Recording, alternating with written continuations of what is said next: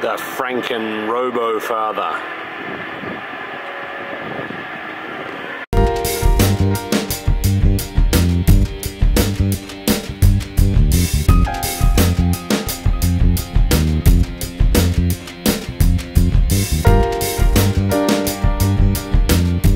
Alright guys, Stas here.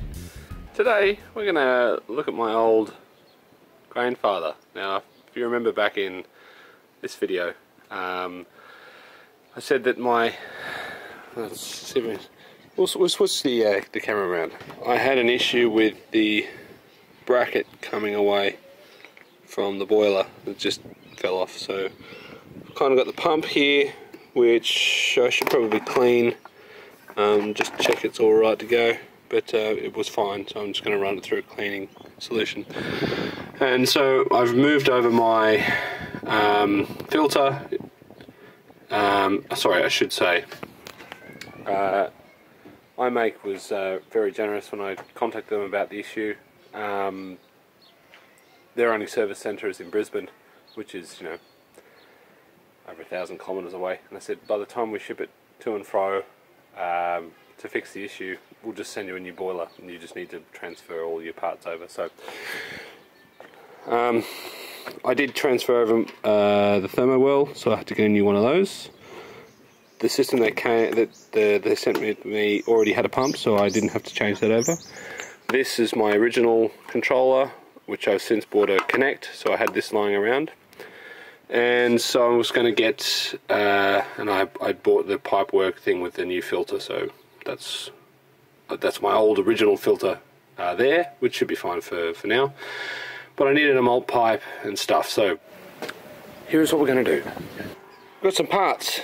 I bought these from Keg King. While I was there, talked to them, well I actually talked to Gash, who's got the Robo Brew version 2, and I was asking him about the malt pipe, because I think Dino has got his malt pipe separately, so I thought you might be able to buy them on a little cheaper than the grandfather. So anyway, talked to Keg King. This is from the original Generation 1 Robo Brew, so it comes with a little bracket that, you know, it's the same dimensions.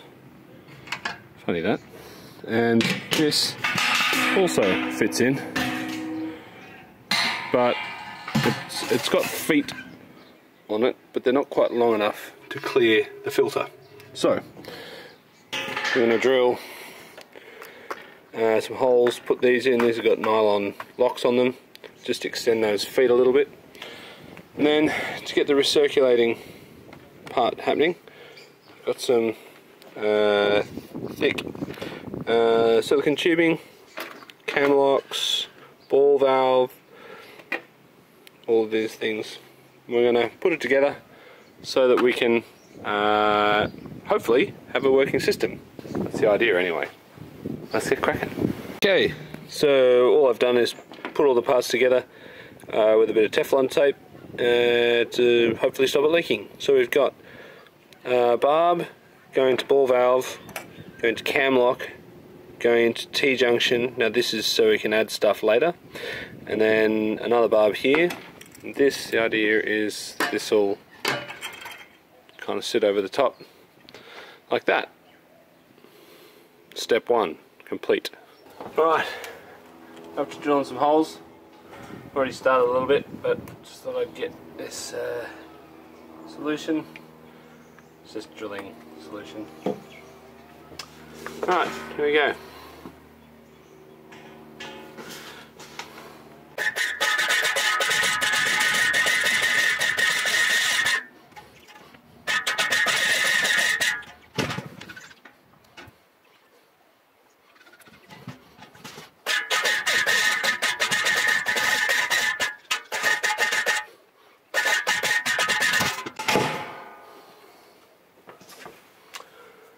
Alright, not the best way to drill, but it should be alright. Let's see if it fits. Yep. So that'll just sit there with a nut on the inside. Happy days. Let's keep going.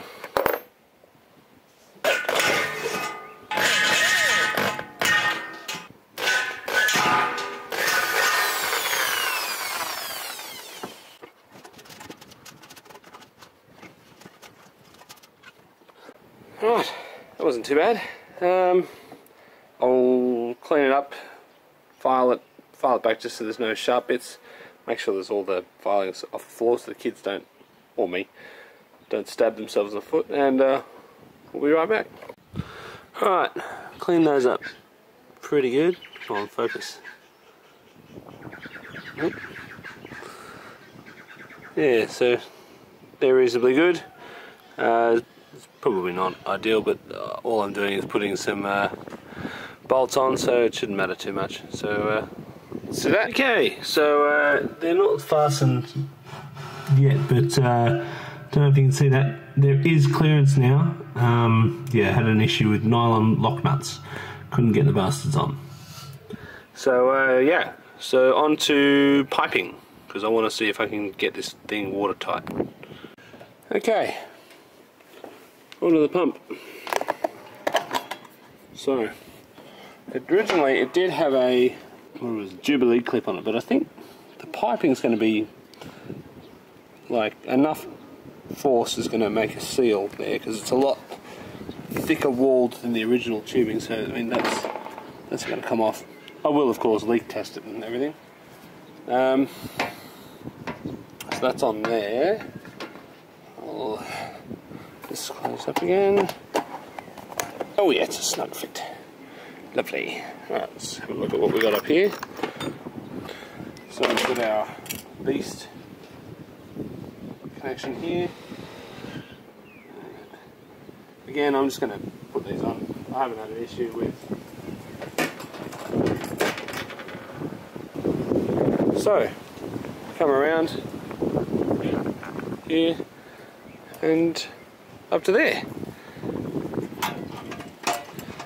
Okay, and I'll show you the method for my curly madness in just a sec. We've got our pipe heading up. With the basket on top, we can still hook that arm on. Now, not only does this keep it from you know, spilling all over the floor, but my mate who I'm making this for is, I think he's eventually thinking of putting another inlet here for the sparge, so we can use the pump. It's a little three-way ball valve, so we can shut this off and then use the pump to sparge into here. So that's the idea there. So I reckon we're ready to put some water in and give it a whirl. What do you reckon? Yeah, I reckon. Right, so if we just put, what is that, about just over 15 litres of water in it. I'm going to put the controller onto, what do we got, 50? Yeah, let's go 50. 50 degrees, just double check that it works. I guess first thing to see is if the pump works. Hey, look at that. Really. So we've got flow going there. Now what I want to know is, will this seal hold if we start to back off the pressure? Oh, that's fully off. No leaks. Let's just double check. Yep, we're still dry. Awesome.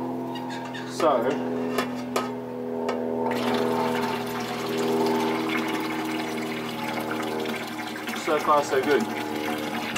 So that'll just sort of stay there. We can actually even loop it around this little. Okay. Loop it around this little lock thing. Now, another thing that we thought about is when you want to go put it into fermenter. This is now long enough that you can put a cam lock here. This just kind of goes away, and you can either just go straight into your fermenter or boil kettle or whatever, but also with where the ball valve is placed, you can also shut it off. The pump's still on, And so yeah, pretty happy with that. Doesn't seem to be any leaks anywhere. Shut this off, put the cam lock back on. It's so good that it holds pressure. Cam lock is in place. Here we go. Is this as elegant as the Grainfather solution with the pipe? No. But we're talking about $40 worth of parts for this, and it still functions. I mean, I'm pretty happy with that. Now let's try with the grain basket on top. So here we have it hooked over around the top of the malt pipe. Now, I didn't capture on camera, but moving this, it got caught on one of these lugs and dropped on the floor. And of course, when you lower this below the water level, it starts to leak out even with the pump off, so you're going to have to be careful about that. But yeah, if only we could rig this up for recirculation, that'd be awesome. But of course the malt's going to be in there.